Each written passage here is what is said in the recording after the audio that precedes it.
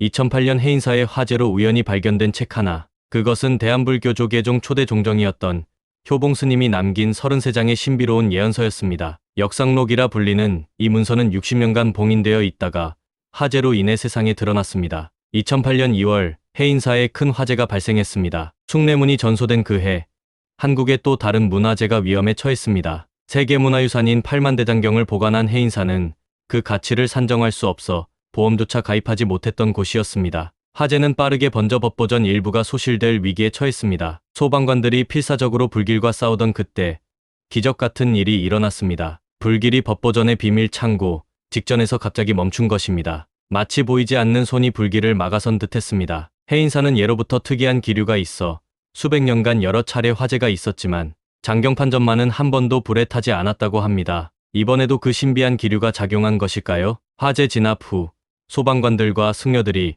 피해 상황을 확인하던 중 비밀 창고에서 오래된 나무 상자 하나를 발견했습니다. 상자에는 을사년 2025년 이전에 열지 말라는 경고문이 적혀 있었습니다. 상자 주변의 벽은 그 흐름으로 검게 변했지만 상자 자체는 흠집 하나 없이 완벽하게 보존되어 있었습니다. 이 신비한 발견은 즉시 대한불교조 개종에 보고되었고 당시 종정의 특별 허가 아래 봉인이 해제되었습니다. 그 안에는 1966년 효봉스님이 입적 직전 남긴 33장의 문서가 들어 있었습니다. 이것이 바로 역상록이었습니다. 역상록 예언을 알아보기 전 구독과 좋아요를 누르고 가장 좋아하는 단어를 댓글로 남겨주세요. 신비로운 경험을 하게 될 것입니다. 역상록에서 가장 주목할 부분은 바로 2025년 을사년에 관한 예언입니다. 효봉스님은 이 해를 120년의 원한이 풀리고 새로운 시대가 열리는 해로 묘사하며 한반도와 동아시아 전체의 운명이 바뀌는 중대한 전환점으로 보았습니다. 역상록의 첫 페이지에는 내가 지금 서 있는 곳은 서기 200년이다. 이곳에서 바라보니 한반도는 세계의 중심이 되어 있고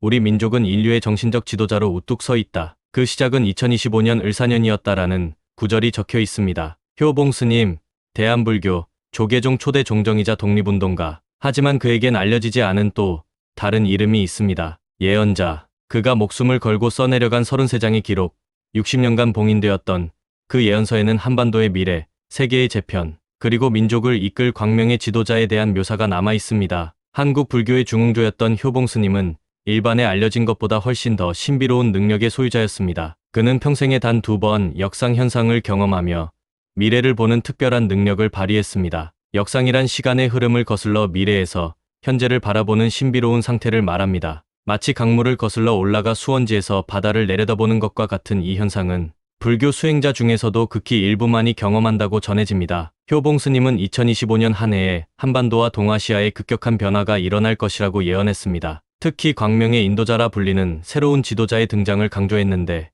이 인물은 겉으로 드러나지 않지만 뿌리처럼 세상을 지탱하는 존재로 묘사됩니다. 그는 세상의 시선이 화려한 꽃을 향할 때 뿌리에 물을 주는 사람이라고 표현되며 말보다 행동, 이름보다 영향력으로 기억되는 인물입니다. 효봉스님은 이 지도자가 2025년 6월 목성과 금성이 동방에서 가장 가까워지는 날 백두산에 이상한 구름이 피어오르는 자연현상과 함께 등장한다고 구체적으로 기록했습니다. 이 지도자는 깊고 맑은 눈, 미간의 지혜, 주름, 넓은 이마, 복이 깃든 귀, 그리고 왼손바닥에 태극과 북두칠성이 합쳐진 듯한 문양을 가진 것으로 묘사됩니다. 효봉스님은 2025년 6월 목성과 금성이 동쪽 하늘에서 나란히 빛나는 날 백두산에 이례적인 구름이 피어오르는 자연현상과 함께 새로운 지도자가 세상의 모습을 드러낼 것이라고 남겼습니다. 이 인물에 대해 효봉스님은 단순한 외형 묘사를 넘어 그의 삶과 내면까지 세밀하게 그려냈습니다. 맑고 깊은 눈동자와 이마에 새겨진 지혜의 흔적,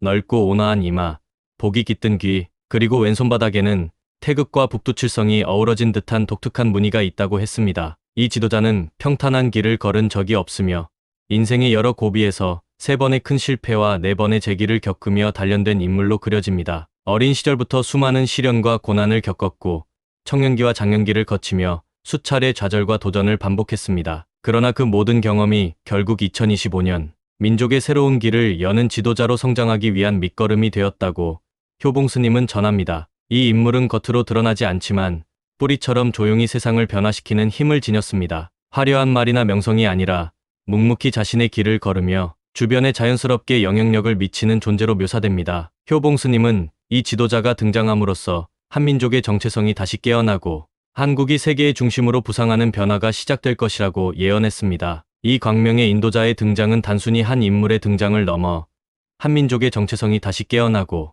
한국이 세계의 중심으로 부상하는 흐름으로 이어집니다. 효봉 스님은 2025년 이후 한민족의 정체성은 다시 깨어나고 이는 단지 문화적 자긍심을 넘어서 세계가 주목하는 정신적 지도력으로 확대된다고 남겼습니다. 그는 동양의 지혜와 서양의 실용을 조화시키고 한국인의 깊은 정신을 현대적으로 해석하는 지도자가 나타날 것이라 예언했습니다. 이 변화는 한반도뿐 아니라 동아시아 전체, 나아가 세계 질서의 재편으로 이어지며 한국이 분열된 세계를 잇는 다리, 중재자의 역할을 하게 된다고 역상록은 전합니다. 결국 2025년 을사년은 단순한 한 해가 아니라 오랜 한과 분열의 역사를 끝내고 새로운 시대의 문을 여는 결정적 순간으로 그려집니다. 효봉 스님은 내가 본 것은 확정된 미래가 아니라 가능성의 미래다. 운명은 정해진 것이 아니라 만들어가는 것이다라는 메시지로 이 예언의 실현 여부는 결국 우리 모두의 선택과 준비에 달려 있음을 강조했습니다. 1939년 일제의 그림자가 한반도를 짓누르던 어느 겨울, 깊은 산중 암자에서 효봉 스님은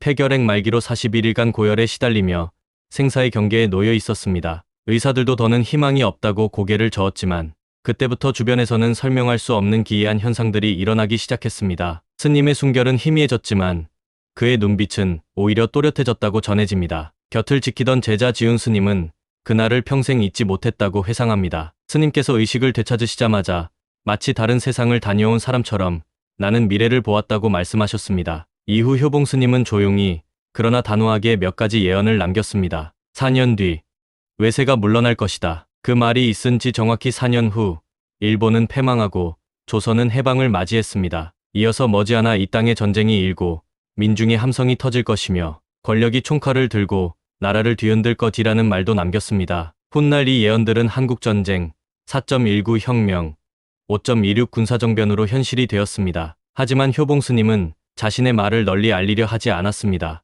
오히려 미래를 안다는 건 무거운 짐을 지는 일이다. 예언은 능력이 아니라 책임이다라는 말을 남기고 다시는 미래에 대해 입을 열지 않았습니다. 그날 이후 스님은 자신의 신비로운 체험을 조용히 가슴에 묻은 채 오직 수행과 제자 양성에만 몰두했습니다. 그렇게 효봉 스님의 첫 번째 역상 체험은 신비와 침묵, 그리고 깊은 책임감 속에 봉인되었습니다. 1966년 9월, 효봉 스님은 생의 마지막을 앞두고 두 번째이자 마지막으로 특별한 경지에 들었습니다. 입적을 한 달 남짓 남긴 어느 날, 그는 갑자기 깊은 명상에 빠졌고 7일 동안 아무것도 먹거나 마시지 않은 채 완전히 다른 차원의 의식 속에 머물렀습니다. 그 기간 동안 스님의 몸에서는 은은한 송화향이 퍼졌고 암자 안에는 설명할 수 없는 빛이 가득했다고 전해집니다. 7일이 지나자 스님은 조용히 눈을 떴고 제자들에게 종이와 붓을 가져오라고 했습니다. 그리고는 쉬지 않고 글을 써내려가기 시작했는데 그 방식이 매우 독특했습니다. 1979년부터 1948년까지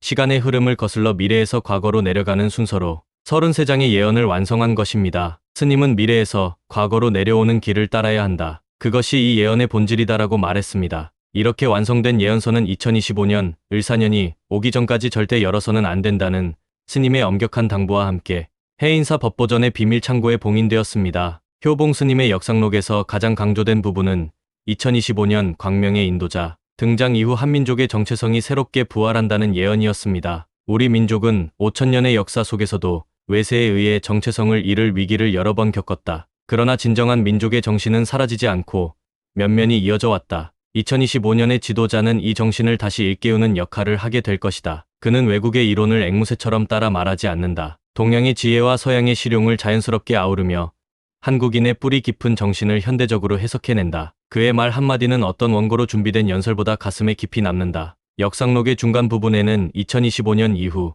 한국이 맞이할 번영의 시대가 상세히 묘사되어 있었습니다. 효봉 스님은 2070년에서 바라본 한국의 모습을 이렇게 기록했습니다. 내가 서 있는 2070년에서 돌아보니 2026년부터 시작된 7년은 한민족 5000년 역사에서 가장 찬란한 시간이었다. 세계의 중심이 동쪽으로 이동하고 그 중심에 한국이 자리한다. 이는 군사력이나 경제력만으로 이루어진 것이 아니라 정신적 지도력에 의한 것이다. 한국은 이웃 나라들의 문제를 해결하는 중재자가 되고 세계가 당면한 환경과 에너지 문제의 해답을 제시한다. 2028년 한국의 과학자들이 새로운 에너지원을 발견하고 이를 전 인류와 나눔으로써 세계 평화에 기여한다. 부산은 동북아의 금융 중심지가 되고 서울은 세계 문화의 새로운 허브로 떠오른다. 평양은 유라시아 무역의 관문으로 부활하고 백두산은 세계인이 찾는 영적 성지가 된다. 효봉 스님은 일본의 미래에 대해서도 중요한 예언을 남겼습니다. 역상록에 따르면 일본은 2025년 큰 자연재해를 겪게 됩니다.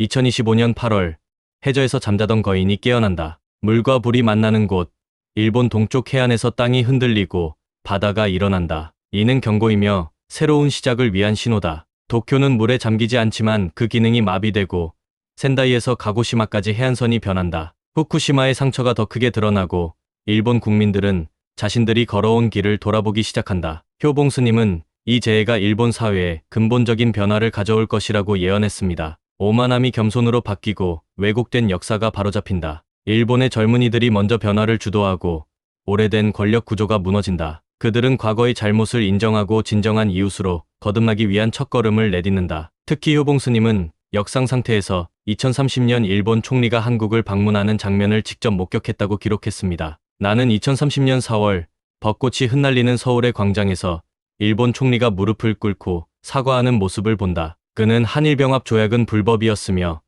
지난 100여 년간 한국에 행한 모든 잘못에 대해 진심으로 사과한다고 말한다. 그날 이후 독도는 더 이상 분쟁의 섬이 아닌 화해의 상징이 되고 약탈된 문화재들은 모두 제자리를 찾아간다. 효봉 스님은 이러한 변화가 일본의 진정한 발전으로 이어질 것이라고 전망했습니다. 그는 이 역사적 사과의 순간을 단순한 외교적 이벤트가 아닌 동아시아의 진정한 역사가 시작된 날로 기록했습니다. 흥미로운 점은 현재 2025년 4월 16일 시점에서 효봉 스님의 예언과 유사한 예측이 다른 예언가들에게서도 발견된다는 것입니다. 일본 만화가 타츠키 료는 2025년 7월 5일에 일본에서 대규모 재난이 발생할 것이라고 예언했습니다. 그녀는 일본과 필리핀 사이 해저의 분화로 초대형 쓰나미가 발생해 태평양 주변 국가들에 막대한 피해를 줄 것이라고 예측했습니다. 또한 한국의 타너 스님도 일본의 3분의 2가 바다 속에 침몰할 것이라는 유사한 예언을 남겼습니다. 현재 일본 정부는 난카이 해곡, 대지진의 위험이 평상시보다 높아졌다고 경고하고 있으며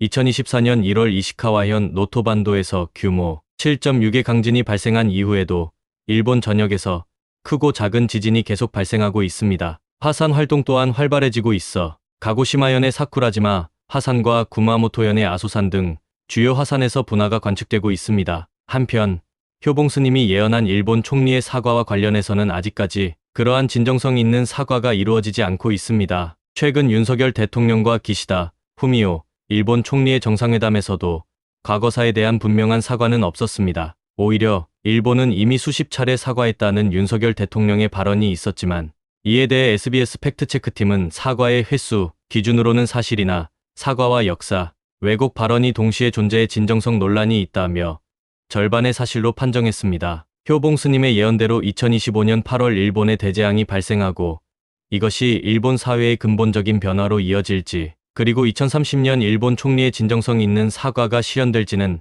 아직 알 수 없습니다. 하지만 그의 예언이 현실이 된다면 한일 관계와 동아시아 정세에 큰 변화가 올 것임은 분명해 보입니다. 2025년 을사년 효봉 스님이 역상록에 남긴 예언의 실현 가능성은 이제 우리가 직접 확인할 시간이 되었습니다. 그가 미래를 거슬러 보았다는 광명의 인도자의 등장과 한반도의 대변혁이 실제로 일어날지는 아직 알 수 없습니다. 하지만 효봉 스님은 내가 본 것은 확정된 미래가 아니라 가능성의 미래다. 운명은 정해진 것이 아니라 만들어가는 것이다 라고 강조했습니다. 역사는 언제나 개인과 집단의 선택에 따라 다른 방향으로 흘러갑니다. 효봉 스님의 예언이 현실이 되기 위해서는 민심이 하나로 모여야 하며 갈등과 분열의 시대를 넘어 화합과 통합의 시대로 나아갈 준비가 되어야 한다는 조건이 있습니다. 결국 예언의 실현 여부는 우리 모두의 의식과 행동에 달려있는 것입니다. 지금 이 순간 우리는 역사의 갈림길에 서 있습니다. 을사년의 치욕이 을사년의 영광으로 바뀔 것인지 아니면 또 다른 역사의 한 페이지로 남을 것인지는